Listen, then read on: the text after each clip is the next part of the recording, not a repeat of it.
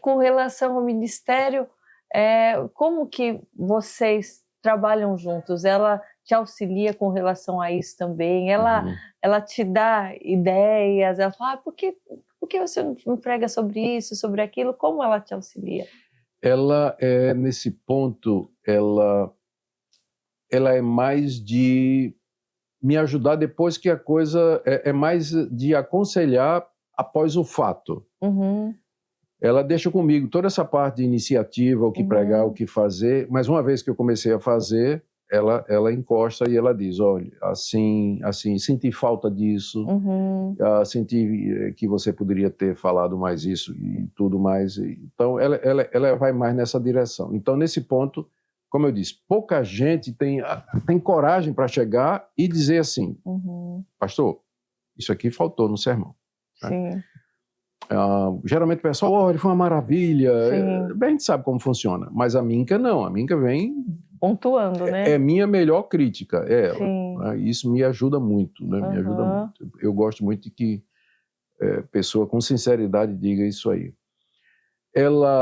A parte que ela me abençoou mais no ministério foi que, por conta do meu trabalho, eu viajava muito.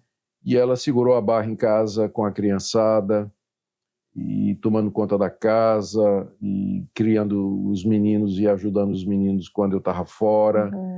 E isso aí, ela, insuperável, né? Cuidou mesmo da casa, dona de casa mesmo. Apesar de que ela era fisioterapeuta, ela é fisioterapeuta formada, e ela tomou a decisão de largar a profissão quando nossa primeira filha nasceu.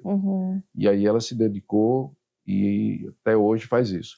Depois que os meninos saíram de casa, então ela fez um mestrado na área de aconselhamento lá no Mackenzie.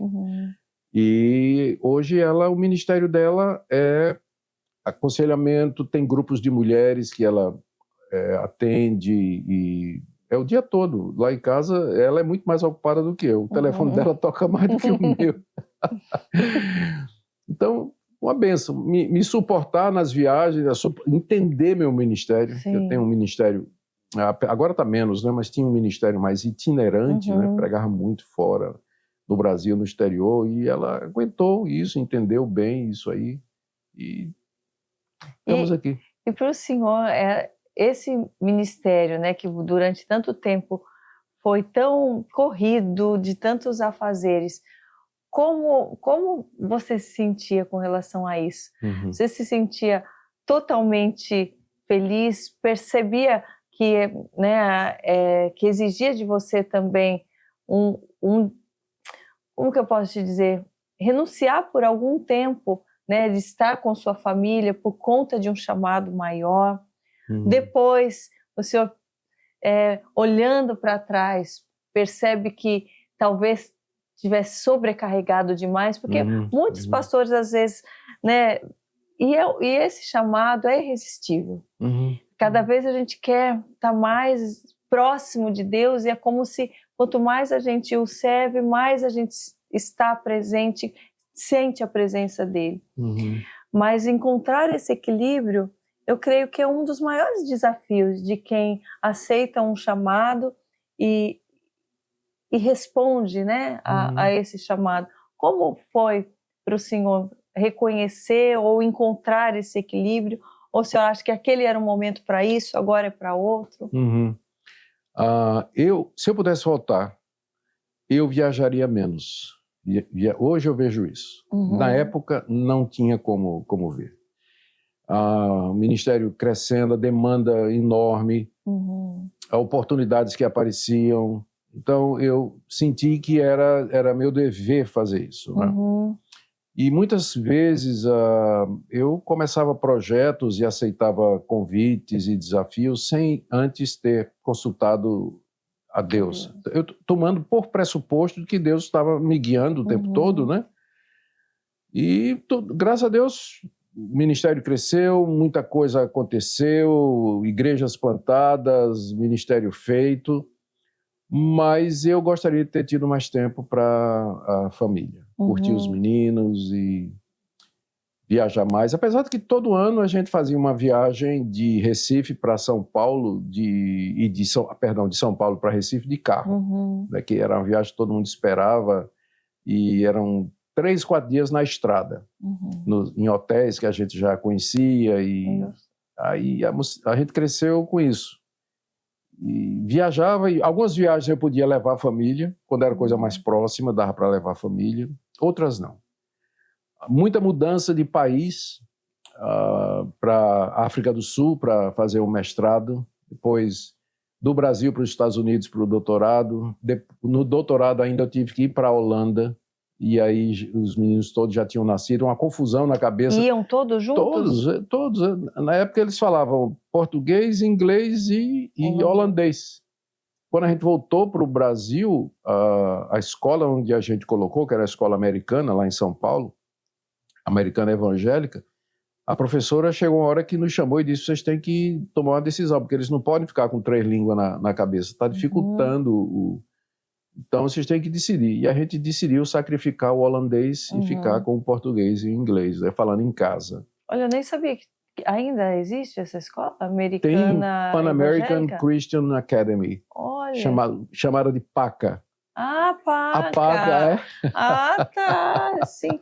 Eu acho que é a maior que existe, né, em São Paulo. É evangélica, e americana, na verdade ela é única. Única, né? É a única. E foi uma bênção. Meus filhos estudaram lá. Todo mundo fala incrível. Foi uma bênção na vida deles. E eu acho que isso ajudou a compensar um pouquinho a falta do pai, né? Porque é uma escola bem evangélica, fizeram amigos, professores lá. Foi um período bom para eles.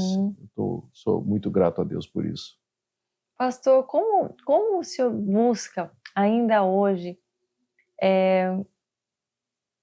essa comunhão ainda maior com o Espírito Santo? Porque eu acho que, pelo menos para o meu ponto de vista, eu acho que a gente nunca deve se acomodar, né? A gente tem que sempre buscar mais, buscar se alimentar todos os dias. Como é a tua busca por esse alimento diário? Todo dia eu tiro a primeira hora do dia depois que eu acordo, eu faço primeiro um café, né? E aí, com o café na mão, eu vou para o meu escritório e leio a minha Bíblia. Eu leio. O senhor tem um plano de leitura? Tenho. Mas ele é assim. Primeiro, durante 3 anos, quer dizer, durante muitos anos, meu plano era ler a Bíblia toda, até, se levar 2 anos, leva 2 anos. Mas lendo em sequência, né? Abria a Bíblia e todo dia lia um capítulo, 2, 3, em sequência, e depois orava. Tem uma listinha, geralmente tem uma lista de oração, ou então eu oro em cima do Pai Nosso, ou em cima dos 10 mandamentos, que é impressionante como ajuda você ler, você orar a partir você orar a Bíblia. Isso aí ajuda muito. Isso era uma prática, inclusive, da Idade Média, chamada Lectio Divina, e que foi usado muito pelos místicos, mas que tem um valor fantástico, né? Você orar a Bíblia. Isso aí ajuda muito. Então, eu, durante muitos anos, li em sequência, né? Então, devo ter lido a Bíblia aí, não contei às vezes, mas foram muitas. Aí, depois, né, depois variava a versão, trocava a versão, para não ficar muito monótono, né? O texto eu já conhecia, então trocava a versão. E depois a língua, né? Eu, por conta dos meus estudos e da função, o Novo Testamento em grego, eu li várias vezes o Novo Testamento todo, né? Aproveitando para o conhecimento da língua grega. E agora, sem amostração, como a gente diz lá, né? Eu estou lendo o Novo Testamento, a versão de Lutero, em alemão. Em alemão. Lutero, a tradução dele. E aqui e acolá, é claro, tem palavras que a gente tem que consultar, né? Então, sempre alternando, isso dá uma riqueza, dá uma ajuda muito, sabe? Porque a minha cabeça eu estou sempre atrás estou ávido de conhecer mais alguma coisa e tudo, né? Então, todo dia eu tiro tempo para isso, seguido de oração. E durante o dia, sempre na expectativa de sentir quando eu preciso orar. Agora mesmo, no caminho para cá, eu estava orando e colocando diante de Deus algumas questões, alguns desafios familiares, algumas preocupações, aproveitando que eu estava no trânsito, né, vindo para cá.